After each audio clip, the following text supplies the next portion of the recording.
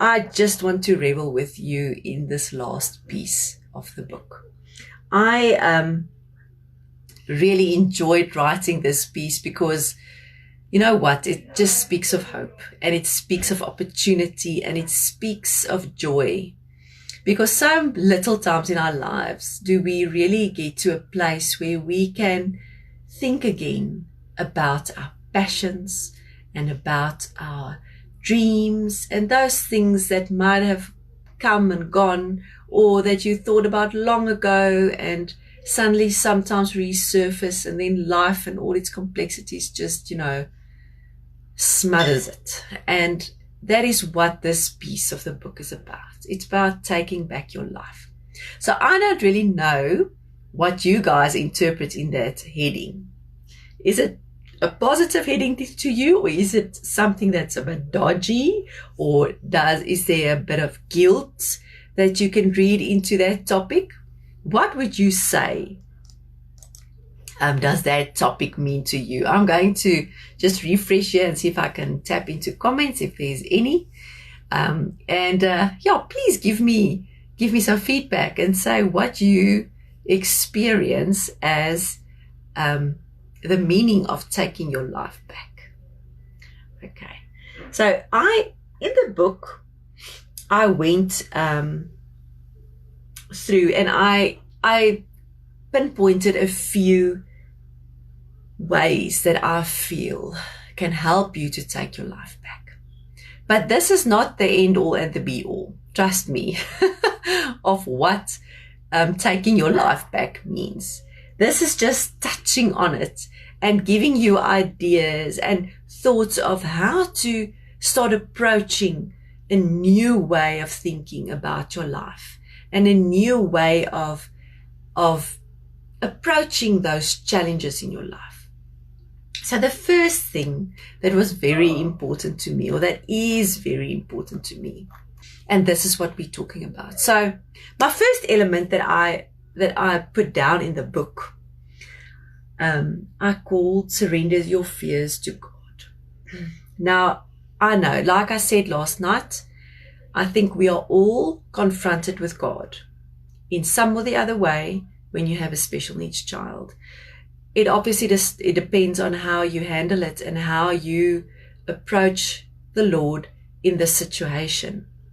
For me, I think my peace came when I realized that what happened with us was not something that God used to punish me. I don't know why we get that idea. I don't know. I think it's a default idea of almost falling, under a bush and hiding there. Because what could have been the reason, and how could I have contributed to this awful happening, right?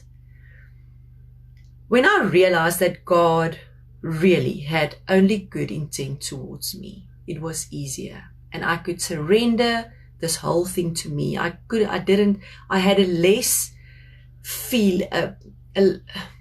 my feelings were less towards taking all the responsibility onto me, feeling guilty for what's been happening, trying to fix it, trying to almost, just lift up everything that I feel was falling down constantly and feeling unsure about. Because God has the future in his hands, right? I can do nothing about that.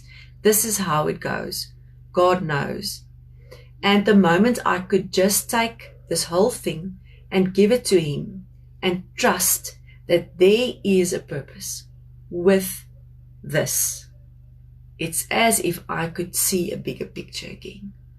My picture, like we spoke about last night, the focus on fixing, the focus on saving, the focus, it's such a limiting picture because it doesn't give way to every other element in my life.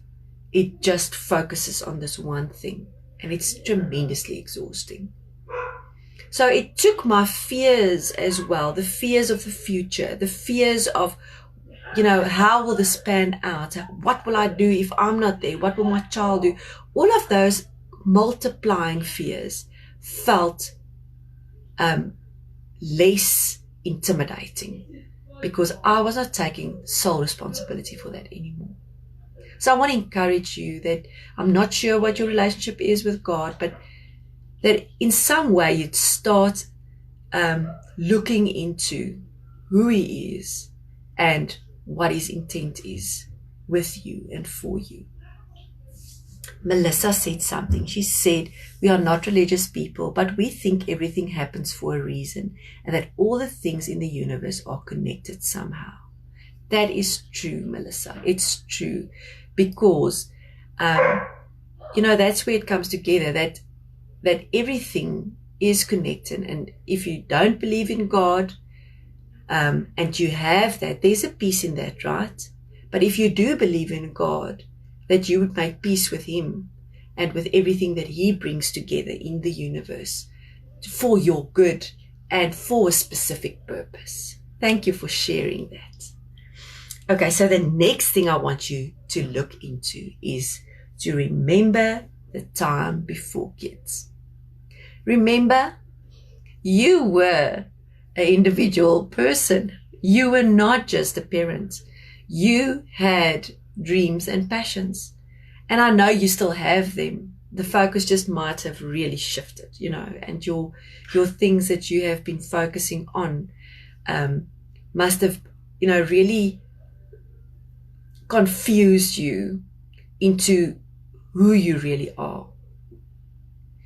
And I just felt that the moment I started looking back and thinking again about the time before children, about the time even before marriage, who was I then? And how did I see life? I must remember that, because that'll help me to fill in the blanks again, to not forget who I really am. The next thing is to get to know yourself deeply. You know what the sad thing is? So little people really have the opportunity or take the opportunity to get to know themselves deeply. It was only when I went for my first life coaching session that I realized, and I must tell you, I'm a like a personal growth kind of person. I love reading books and I love doing the self-help approach, and what can I better here and what can I learn more here? And even with all of that, the moment I sat with my first life coach, I realized that, you know what, I am worthy to be known. I am allowed to take the time and get to know myself better, because this only does good for me in my whole ecosystem, in my environment. It does good for everyone in my environment and everything in my environment, because my approach to life changes immediately when I start to understand who I am, and not stop with one session or one book or one journaling exercise, but keep on going to figure out why I react in certain ways, why are certain things more difficult for me, why do I click with certain people better than with others. All of these things make up who I am. And it's important to know, for me, to be a good parent. Because if I know who I am, how can I then facilitate my children to know who they are? How can I then, it's almost drip with acceptance and with love, because I need to love myself. Okay. Yes. And then the next one was to give myself permission to love life. You know how it goes. It's like you've got all these responsibilities and you need to always focus on the hard things, because they are the ones that challenge you deeply, and they are the ones that stay here, just right here in the front of your mind. But it's important to give yourself permission to just also do fun things. find the time. I know that's hard. That's another thing we're going to talk about just now is, having time, because we usually don't have time and there's no space, for fun things. But fun things also aren't always hard to organize. It can just be that one little thing that you always love doing and you never get to anymore. And, to just give yourself permission to say, listen, I'm going to do something fun for me today. I'm going to freaking put on a comedy and I'm going to laugh at it. Or I'm going to just paint a little picture, or start organizing my garden again. You know what those things are that makes life fun for you. Think of that and do that, because it brings life. It brings life forth in you again, and it gives you the energy to go back to that room where the baby is crying, or where the son is in a bad mood, and where those things feel that overwhelms you, those things where you can look at them afresh again, because you had your moment, you had a bit of just loving yourself by doing a fun thing. And then reach out to support. This is such an important part. I really feel that we, unfortunately, us, the parents, we battle to reach out for support. And there's many reasons, I know. We don't want to feel let down. We don't want to get negative feedback.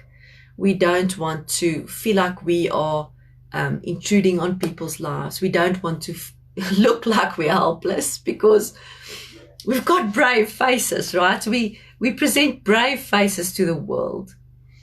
But the point is, if we do not have support, it's going to go down at some stage. If there is no support for you, or if you just feel like, but I can't ask now. I can't ask anyone to help me because they're busy and it's hard to help my child. It's hard for me to explain to them to help my child. It's hard to get people who understand, who can help me. I want to encourage you to push through and find groups like we have with Parent Reality. Find groups where people understand, where we can help each other. When we have had meetings before, I've experienced this interesting thing. It's that people actually reach out and say, but how can I help you? And then that parent is at a loss, like, I don't know how you can help me. I don't know what to tell you, because I know I need help, but I don't know how to even start asking for help or implementing help, because I'm just so used to doing everything myself. And I'm so used to feeling overwhelmed. That's the weird thing. But I know that when you press in, when you really try, that something will come.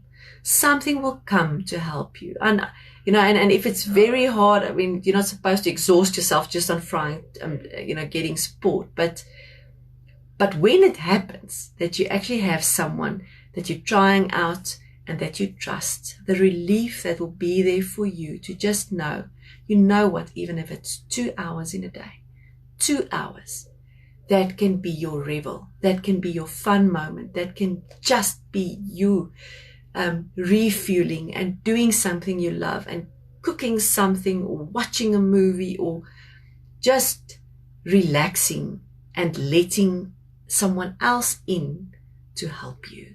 Support is around. It is hard to find it at times, but don't give up.